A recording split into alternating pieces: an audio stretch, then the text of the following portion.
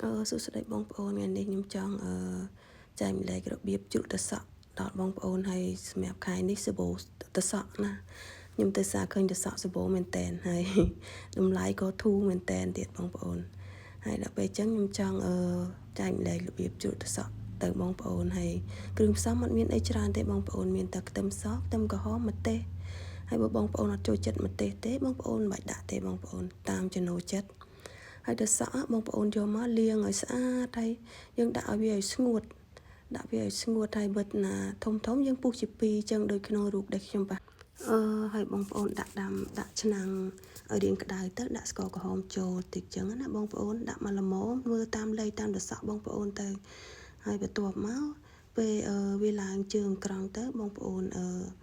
ហើយថ្ងៃនេះខ្ញុំចង់បញ្ជាក់ដែរខ្ញុំជ្រក់ទឹកសក់ជាមួយនឹងទឹកស៊ីអ៊ីវបងប្អូនអត់ប្រើទឹកត្រីទេ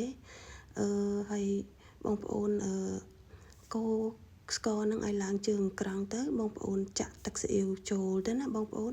ហើយទឹកស៊ីអ៊ីវថ្ងៃនេះខ្ញុំប្រើ1កូនចានកន្លះដោយសារទឹកសក់ខ្ញុំ1គីឡូកន្លះចឹងណាបងប្អូនខ្ញុំប្រើទឹកស៊ីអ៊ីវ1កូនចានកន្លះសម្រាប់ទឹកស3កូនចានបងប្អូនហើយអត់ដាក់ប៊ីចេងទេបងប្អូនខ្ញុំជ្រក់ខ្ញុំអត់ប្រើប៊ីចេងទេហើយ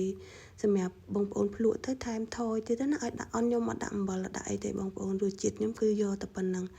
ហើយពេលពុះភ្លាមបងប្អូនយកមកចាក់លើទឹកសក់នឹងភ្លាមហើយទុក